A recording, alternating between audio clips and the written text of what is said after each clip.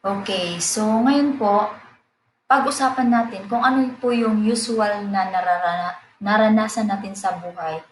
Bakit hindi tayo makapag-move forward, especially kung may mga experiences tayo or may gusto tayong gawin sa buhay. So, una po, ito po yung pakiramdam na natatakot tayo at nagdududa. So, ito po usual na nararamdaman natin, especially bago pa po sa atin ang isang sitwasyon, ang isang bagay. So, yun po yung kadalasan nating nararamdaman, yung takot at saka pagdududa. So, saan ba tayo natatakot? Takot po tayo sa ah, marami po takot tayo ma-reject, takot. Ang dami po nating kinakatakutan at ang dami din po nating pinagdududahan. Lalo na po, minsan po nagdududa po tayo kung tayo po ay mahiyain. So, nagdududa po tayo baka hindi tayo ah, pansinin, baka hindi tayo kausapin, baka hindi, ang dami po natin, baka hindi na tayo makapag-perform ng maayos. So, yun po yung usual natin na nararamdaman. Ngayon, yung fear po, ang ibig sabihin po ng fear ay false expectation appearing real. So, dahil po sa dami nating iniisip, dahil po sa dami nating ah, naririnig. So, isa po sa dahilan yung mga naririnig natin sa kapitbahay natin, sa bahay natin, ah, sa mga kaibigan natin. So, kaya po ang dami pong naglalaro sa utak natin na siyang rason bakit tayo natatakot. So, katulad halimbawa, at kung nung maliit ka pa, sinasabi sa'yo na ang bobo-bobo mo, ang pangit-pangit mo. So, habang lumalaki ka, tumatak yun sa utak mo na bobo ka, pangit ka.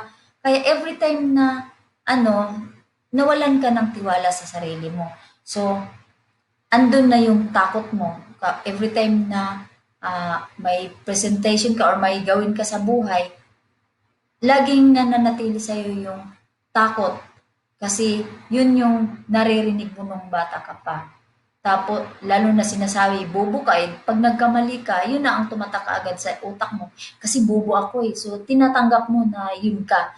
So, dapat ang gawin natin, huwag natin yung hayaan na mananatili sa atin. Kasi hindi po lahat hindi po yun totoo.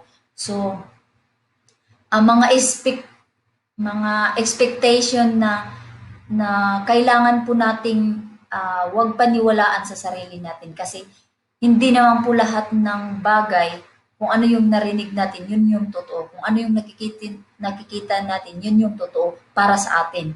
So, may iba-iba po kasi yung dahilan. So, kailangan po natin yung ma-overcome. Okay.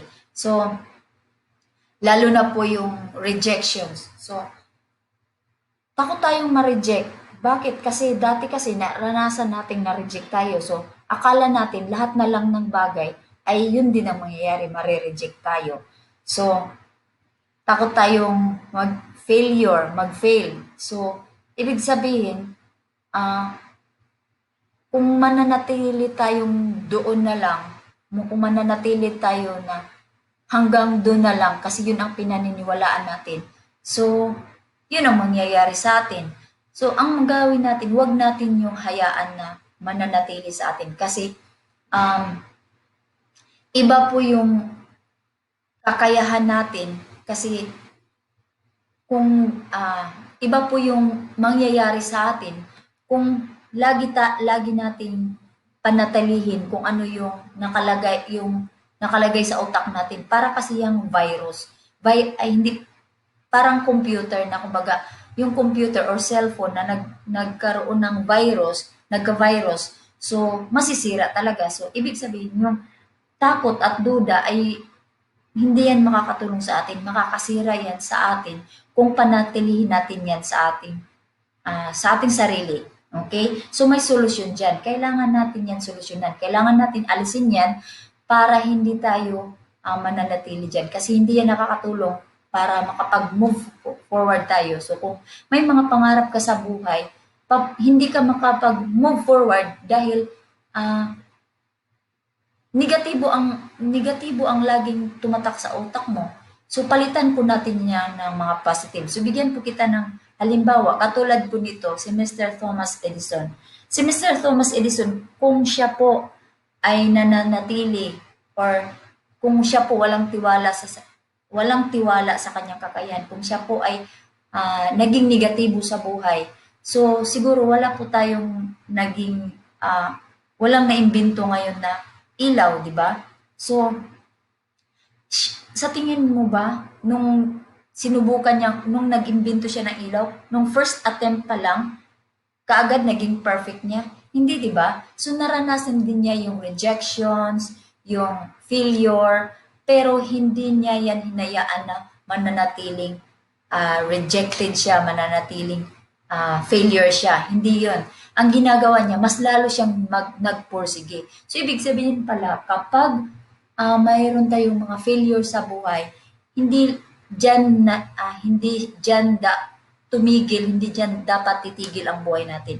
Kailangan nating magpursige lalo para mas makamit natin kung ano yung gusto natin sa buhay. Okay. So, ganun yun. Bakit? Kasi po, yung tanong na bakit, kailangan natin yung kung sa ano pa hukayin, kailangan natin yung hukayin, alamin kung ano ba yung mga rason bakit kailangan nating magpursige sa buhay, bakit kailangan nating mag-move forward, okay? So una, kailangan nating hukayin yan, alamin, kasi po buhay po tayo.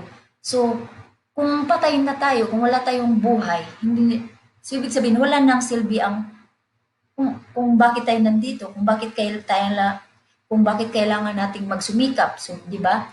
So, ibig sabihin, kailangan natin yan alamin, kailangan nating magpursige pa dahil kailangan nating mabuhay. Okay? At isa sa rason dyan, bakit kailangan nating mabuhay at huwag tumigil na sa buhay, lalo na kung may mga failure man tayo sa buhay, bakit wag nating hayaan na manatili tayong failure? Kasi po, meron pong Panginoon na nagmahal sa atin. Siya po ang aalalay sa atin. Huwag natin po siyang kalimutan. Siya po ang gagabay sa atin sa lahat ng panahon, sa lahat ng pagkakataon. Kasi lahat, kung ano po meron tayo, bigay po niya. So ngayon, para po magpatuloy ang buhay natin, kailangan po nating alagaan yan. At kailangan po natin maging healthy. So, hindi po natin magagawa yan kung wala po tayong tiwala sa sarili, kung wala po tayong tiwala sa Panginoon, kung hindi na po tayo kumakapit sa Kanya, kung hindi po tayo hindi po tayo magpatuloy sa buhay. So, kailangan po natin niyang gawin. Bakit? Kasi kung mananatili sa atin yung halimbawa, wala tayong pagkain, walang enough na pagkain. So, di ba negative yan? So, kung mananatili tayong ito na ang hirap sa yung dahil mahirap yung buhay, hindi naranasan mo walang enough na pagkain. So, ang tumatak lagi sa utak mo, yung hirap, yung walang pagkain. So, ayaw mo nang magpursige sa buhay. So, dapat tandaan natin na mahal tayo ng Panginoon. Kailangan natin mabuhay. Kailangan natin maging healthy dahil hindi lang para sa atin. So, kung halimbawa may pamilya ka ngayon, tignan mo yung pamilya mo kung payag ba sila or masaya ba sila na ganyan na ang buhay? Or ikaw, masaya ka ba na nakikita mo yung pamilya mo na nagkakasakit? So, di ba, ibig sabihin, kailangan nating magsumikap na magkaroon. Hindi tayo, wag nating hayaan na mananatiling wala. Di ba? Kailangan nating magkaroon kasi mahal tayo ng Panginoon. Binigay sa atin ng Panginoon ang lahat. So, ibig sabihin, kailangan lang nating magsumikap. Ngayon, katulad ng walang enough na kita, walang enough na pera. So, imbis na lagi tayong nagrereklamo, imbis na lagi tayong nananatiling walang pera, kailangan nating magsumikap. Kailangan nating maghanap ng paraan para kumita. Para saan ba yan? Para sa mga mahal natin sa buhay. Hindi lang para sa sarili natin. Kaya huwag tayong tumigil. Okay? So, ganon. Tapos, halimbawa, yung mga tao na sinasabing walang tirahan, walang tinitirahan, walang maayos na tirahan. Okay? So, kung mananatili tayong ganun, wala talagang mangyayari sa buhay natin. Kaya lagi nating tandaan na mahal tayo ng Panginoon, kailangan nating mabuhay para sa mga mahal natin sa buhay. Kailangan nating magsumikap. Dapat ganun. So ngayon, ganito lang katulad po nito, na-inspire po ako sa taong ito. Okay, ito po si Mr. Jack Canfield. Isa po siyang ordinary na tao lang po noon. So nagsumika po. Meron lang pong nagturo sa kanya. Isang tao din na naging mentor niya sa buhay. So, hindi po siya, dati-rati, yun po yung pagkakaintindi niya sa buhay. Yun lang po ang tingin niya na dahil ito na yung, dahil mahirap lang siya, hanggang dito na lang siya. So, yun, dati-rati, ganun ang iniisip niya. Kaya lang po, may nag-motivate sa kanya, may nag-inspire sa kanya na dapat, dahil masipag po siya, pero yun nga, akala niya hanggang doon na lang siya. Pero nung time na may nag-inspire sa kanya, na dapat pala wag lang hanggang doon. Kung ano, kasi mayroon pa siyang kakayahan, mayroon pa siyang kayang gawin sa buhay. So, ang ginawa po niya, nagpursige po siya. So, ngayon po, ang napakasikat na po niya, sumikat po siya dahil po sa kanyang sinulat na libro na yung Chicken Soup for the Soul. So siya po yung author niyan. So nung una po, yung aklat niya, umani po ng grabe, napakalaking sales. Hindi ko po matandaan kung magkano yung gaano yung kalaki yung nabenta, basta yung aklat na Chicken Soup for the Soul ay na Guinness of Record po yun. So dahil po sa napakalakas po na benta po ito ng napakabilis at napakalaking sales po ang inabot. So yun po, dahil po sa kanyang paniniwala na mula po nung binago niya po yung takbo ng utak niya, takbo ng buhay, takbo ng utak niya. Kasi kung ano pala yung takbo ng utak natin, kung negatibo lagi yung iniisip natin, yun din ang mangyayari sa atin. So, kung palitan natin yan ng positive, kaya maging positibo tayo sa buhay, mangyayari din pala sa atin ang positive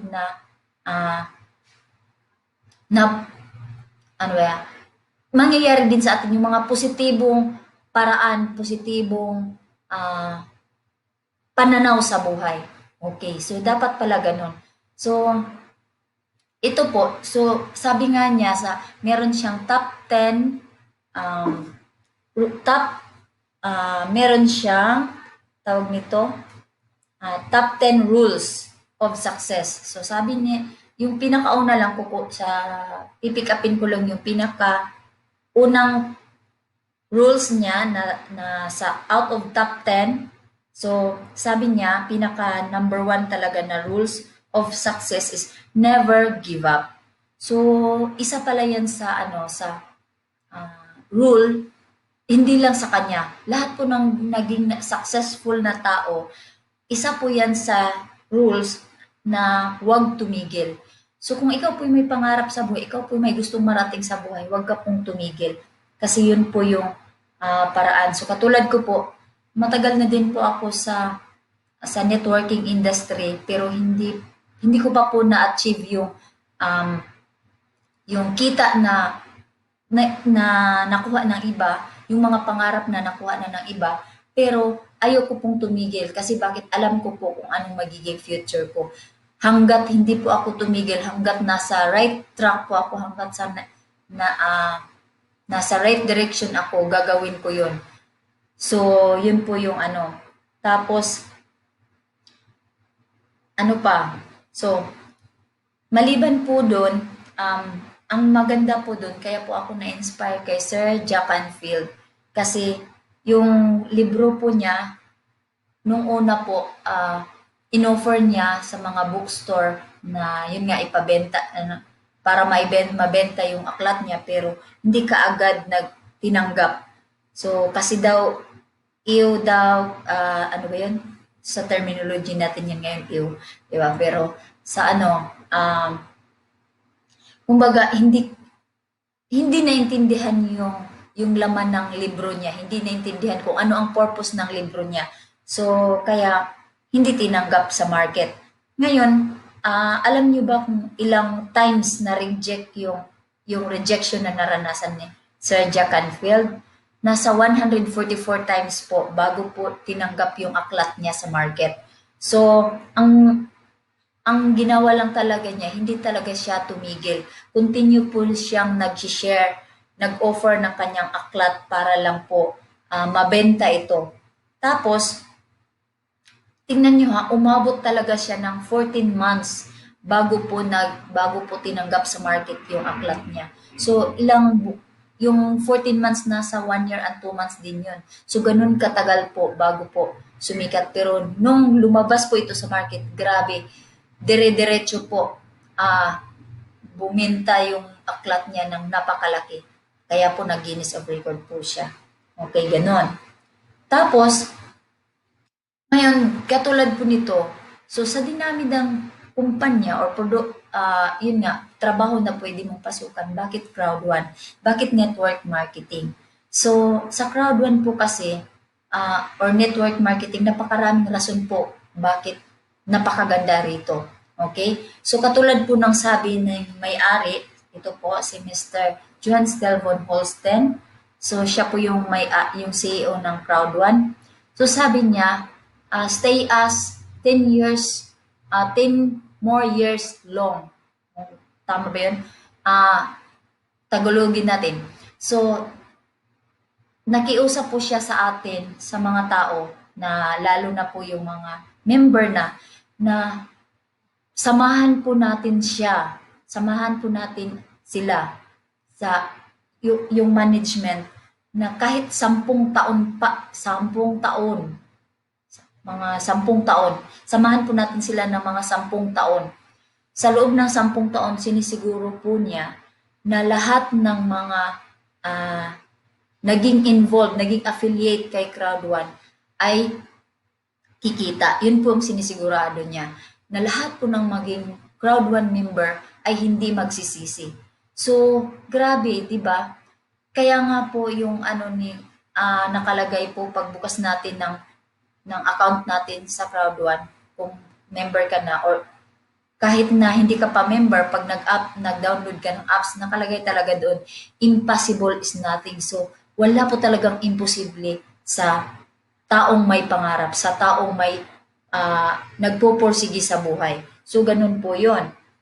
Ngayon, bakit napakaganda ng Crowd One? Kasi po, sa Crowd One po, wala po tayong boss. Si Mr. Juan po, hindi po natin boss. Siya lang po yung ang mag-guide sa atin. Siya lang po yung nagbigay sa atin ng opportunity para po kumita tayo, para po tayo hindi mahirapan sa buhay. Hindi po ito para sa atin, para po ito sa next generation natin. So kung may pamilya ka na, para po ito sa mga anak mo na kung wala ka na dito sa mundo, meron kang maiiwan sa pamilya mo, sa mga anak mo. Ganun po. Tapos, dito po, wala po tayong time freedom. May time freedom po tayo. Wala po tayong oras na hindi po kontrolado yung oras natin. So, ganun. Wala tayong oras na hinahabol, kumbaga. Okay? So, ganun. Tapos, dito din, pwede natin gawin yung mag-leverage ng time. So, leverage our time. So, ganun. Kasi meron lang tayong 24 hours in a day, di ba? So, ngayon, kung nagtatrabaho ka, 8 hours kang nagtatrabaho. So, remaining hours mo, yun na yung para sa rest mo, sa pagmamalingki kung ano-ano pa man. So, ngayon, ang maganda dyan kasi ang crowd one is ah nasa ano, as long as Android yung phone mo, so cellphone lang ang katapat. So, pwede mong gawin yung negosyo. Hindi mo kailangang pumunta kung saan mo, bumiyahe, or kung ano pa. So, ginagamit mo na araw-araw. So, nilagyan lang ng platform ng Crowd One na pwede mong gamitin ang cellphone mo habang kumikita ka habang ginagamit mo ito. So, ganun yon. Okay? So, katulad po ng ano, halimbawa, ito yung pinaka-ano. So, yung paano ma-apply yung leverage. Okay? Paano i-apply yung how to leverage your time. Okay? So, halimbawa po, may 100 katao ka na sa team mo. Okay? Or nakabuo ka ng 100 katao sa team mo. Ngayon, yung 100 katao, sabihin na lang natin nagbibigay yan ng tigwa 1 hour, okay? Merong tig isang oras na binigay para lang magtrabaho, mag-crowd one. Part-time lang din. Ngayon, yung 100 hours mo, 100 katao, i-times natin ng 100 hour, so kikita ka, makagkakaroon ka na ng 100 hours. Ngayon, yung 100 hours mo, ibig sabihin na multiply na yung oras mo kasi 24 hours lang ang meron tayo, di ba? Every person. So, 24 hours lang binigay ng Panginoon. Ngayon, bakit naging 100 hours? Kasi minumultiply mo sa mga taong nagbibigay ng 100 hour. 1 hour. So, ibig sabihin po dito, yung mga taong yan, hindi mo kailangan mag-effort ng 8 hours a day para sa crowd one. Bigyan mo lang ng 1 hour. So yung mga taong in-invite nyo, mga kaibigan mo, yung kapatid mo, kamag-anak mo, nagbibigay lang din ng 1 hour. So kumbaga, yung 1 hour na yun, effort yun na binibigay para trabahuin yung crowd one. Ngayon, yung 100 hours, sabihin na lang natin sa 100 hours na yan or 100 katao, kikita ka lang ng 10 pesos bawat isa. So, i-times natin yung 10 pesos times 100 hours. So, kikita ka din dyan ng 1,000 pesos a day. So, ganun po yun. Ganun kasimple po ang sistema ni Crowd One. Okay? Ngayon, katulad po nito, baka familiar ninyo, di ba? KFC, napakasikat nito, di ba? Na fried chicken. So, at ang sarap-sarap pa. So, yung may-ari po nito, si Mr. Si Mr. Harlan Sander, Colonel Harlan Sander. So, si Colonel Harlan Sander po ay isang retired na army. So, ang ginawa po niya, naisipan niya po na gumawa ng pagkaabalahan nung nag-retire po siya. So, nakaimbento po siya ng ito po, yung fried chicken. So, una, senior na niya, inoffer niya sa mga tao, mga kainan, wala pong tumanggap sa kanyang recipe. Pero alam niyo ba, na dito, grabe, na-inspire talaga ako dito sa kwento ng KFC.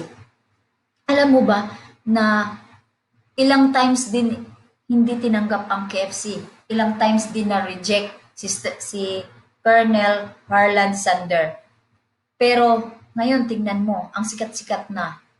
So, hindi lang, isa sa ginawa niya, hindi lang po siya tumigil. Never ever give up. So, isa po talaga yan sa rule. So, ngayon, dahil hindi po siya tumigil, so, may KFC ngayon. Kaya sumikat na ngayon. So, tingnan mo nga, dahil sa effort niya, buong pamilya niya, buhay niya, na, buong pamilya na nagbe-benefits sa kanyang effort dahil sa kanyang attitude na hindi siya tumigil.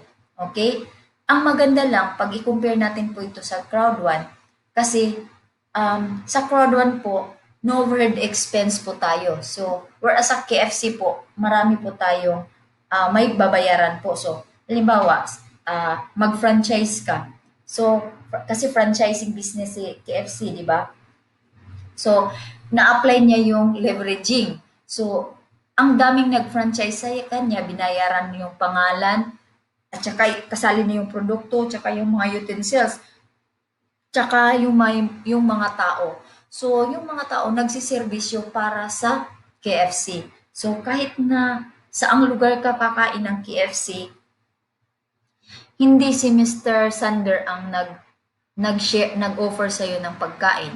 Hindi siya personally, pero kahit na natutulog si Sir Sander, kumikita siya sa iyo. Ngayon, paano nangyari yun? Kasi po nag-leverage siya. Ginawa niyang franchising business yung negosyo niya, yung recipe niya.